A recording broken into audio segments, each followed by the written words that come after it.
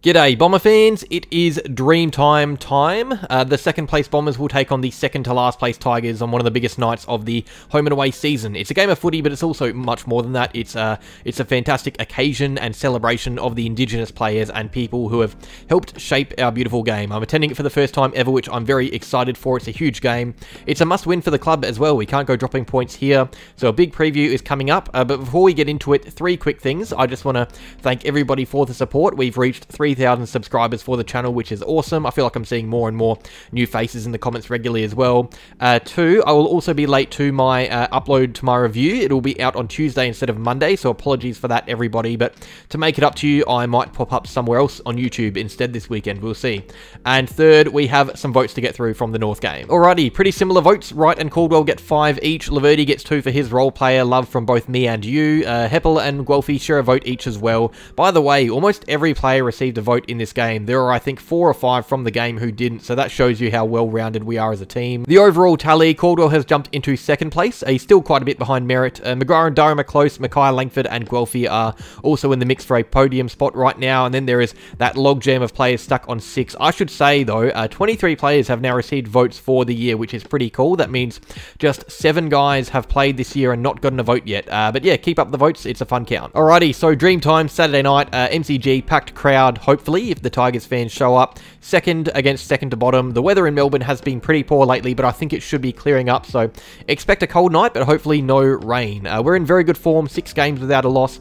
Richmond are probably the worst side in the comp as of right now, form-wise. They are fresh off a 119-point loss against Brisbane. That's a week after a 91-point loss against the Dogs, so they haven't won since round 3 when they beat the Swans. They're facing a huge injury crisis, but are also quite a mess right now as well, just internally. So what should we expect from Richmond? Is this set to be a walkover? Is it set to be an easy Saturday night win? Or do they have another gear left to try and get to show us up and embarrass us at the G? Well, Richmond are a pretty bad side, there's no doubt about that, but I do think their current injury list is making them a solid 40 or 50 points worse than what they should be. The Tigers lately have been a team very reliant on individuals, so for them to be playing without those individuals that they rely on, like Tom Lynch and Tim Taranto and others, it hurts. They've copped blows all around the ground, which they're not able to be fixed. There are so many holes with this team, and those holes have been exposed in the last fortnight.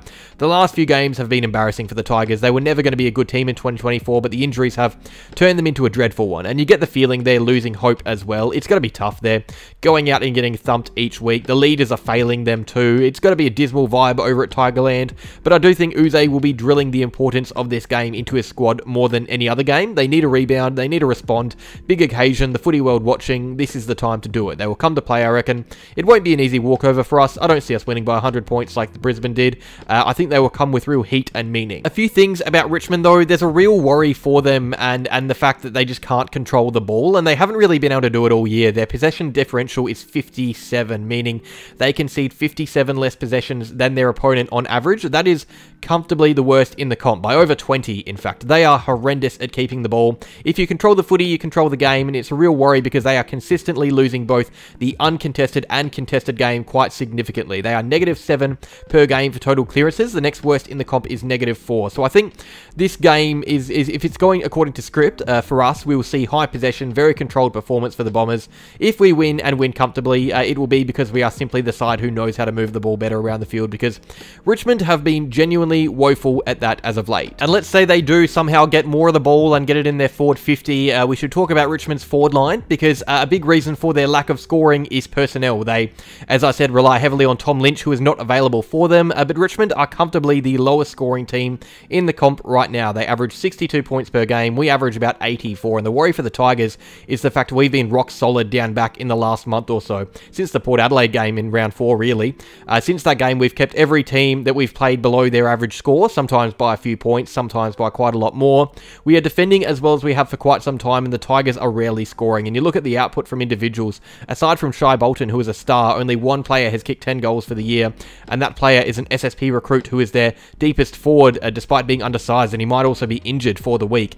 It's a mismatch forward line, jumbled up from different roles, and part of that is because of their injury list, but part of it is because they just haven't recruited properly in the last 5 years. They went so hard at getting midfielders a couple of seasons back, but they still can't put up top numbers in the zone, and that's without the injuries as well. Last year it was a similar story.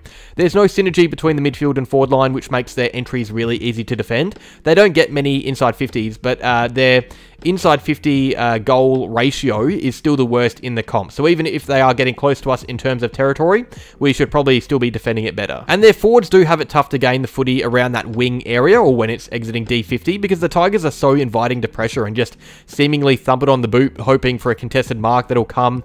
That's going to bring Mackay and Ridley, if he plays, into the game because it's just going to play into our hands. Those long high kicks, we're going to eat those up against a smaller forward line. This is only going to be more prevalent because our forward pressure is really good right now. It's in really good nick. That's a big worry for them. Us completely controlling territory in our forward half. And yes, we will probably see Bolton or someone manage to find space out the back, which is where Kelly or McGrath or whoever plays on him will have to be solid. But that space is manageable if we're getting more intercepts because of it. It's going to be really interesting to see how the Tigers try and effectively exit D50. I think it's something they will focus on a lot because it's been pretty poor to watch lately. Something that the Tigers will not want to happen again is a repeat of that Brisbane game and a complete lack of two-way running. They were horrendous at defending turnover against the Lions. They conceded 111 points from turnover against the Lions. That's horrible. And you could tell watching, I made an effort to watch this game rather than a decent one going on at the same time so I could scout our opposition, but it was just sad. They were being cut open and that Lions midfield and their ball movement was just, they were no match for it. Something I don't really understand is how the Lions had close to 100 more disposals, but almost 10 more intercepts. It just doesn't make sense to me. They moved through that Richmond zone so easily. I don't think that's going to happen again this weekend. I think they will have to return to basics a bit because their current Uze game plan is just not working, but defensively this team is just as bad as it is offensively. Onto some worries for us. I wonder if we should be worried about our midfield dynamic for the next few games because I thought we were a bit of a mess against North and luckily we were only comfortable because they're a bad side, but the loss of Parrish is massive. You can't really measure it because of what he has done, which has been more defensively orientated, that defensive stoppage pressure. You only miss that when it's gone. Setterfield is the same. Both those players are big outs and it gives us less flexibility for centre bounces now. I said last game that we were too trigger happy to bring players in and out of centre bounces. I'd love for us to find a concrete group that we can rely on even when players are injured. I'd like to see Caldwell in there more because he actually was only in there for about a third of centre bounces against the Roos, especially because Richmond do have some X-Factor players in there that we need to defend, and it's going to be interesting to see how Goldstein goes against Nankervis in that regard as well. There's a bit with this game still. I think even if we win, this midfield will be in the spotlight for me. Hopefully the North game was an outlier because it's been so good this year, but another poor performance here will have me worried leading into a game against Gold Coast, who are far from poor. Is there anything we should be worried about going into this game? Because right now it's all doom and gloom for the Tigers, and that's all the media is talking about. I think we don't need to look back too far to see a competitive Richmond, though. A team that almost beat Carlton and managed to upset the Swans, the only team to do so this year. They do have some star power. Martin, Bolton, I'll talk about them more when I talk about the danger players. They have some guys that will try and rise to the occasion as well. You never want to play a team out of form on a big game because that's when they're going to try their hardest to bounce back. They have a few guys returning from injuries. It's a Richmond home game, so they should have more numbers in the crowd, although they do have a pretty flaky fan base. Their numbers this year have been poor, so I wouldn't be surprised if we outnumber them. I think this could be a danger game if they get everything right. I just think it's so unlikely, though. Danger players. For us, Zach Merritt, I don't know if they're going to stick a tag with him this week, and he is due a big game. He's had a couple of quieter games. Ben Mackay, Richmond are a team who love a long bomb down the line, like I said, and he's going to eat those up.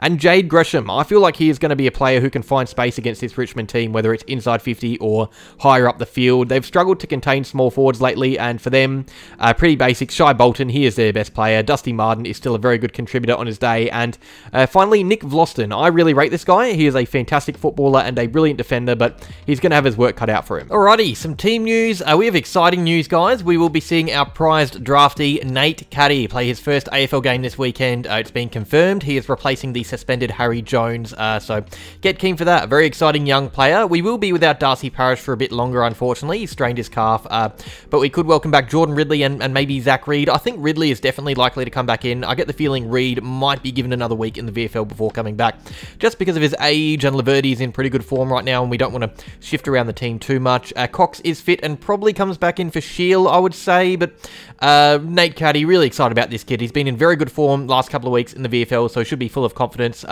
Exciting times seeing our draftee come out. As for Richmond, Mansell and Lafau are probably not playing. Mansell definitely isn't. He's in concussion protocols, but they could be getting back Liam Baker and Dylan Grimes if they want to rush them back. I would say Kajitsky comes in for Coulthard as well, maybe. And then you've got some other B-grade players that could be swapped in for any underperforming omitted players. Both selections should be interesting. Let's get on to the predictions, though. Look, this is another game we should win. There's no excuses if we lose. It would be embarrassing if we lose. We are, again, the only team that can decide the outcome of this game. We have to turn up. We're far better than Richmond, so we should put them away. Although I don't think it's going to be a comfortable game like the Lions or Dogs. I think they will show up with intent. This is a big game on the calendar for them, for both teams, really. They won't want to get thrashed here. I think they make it harder than it should be for us, but we will get the job done. I'm going to say we win by 30 points this time. I said 40 last week. 30 feels about right for the Tigers game. MCG, wettish, dewy ball. Let me know what you think down below. That's all though. Cheers for watching. I will be out at the game. Hopefully I see a few of you guys there. Leave your predictions down below. Like if you enjoyed. Subscribe if you're new to the channel. And as always, go Bombers.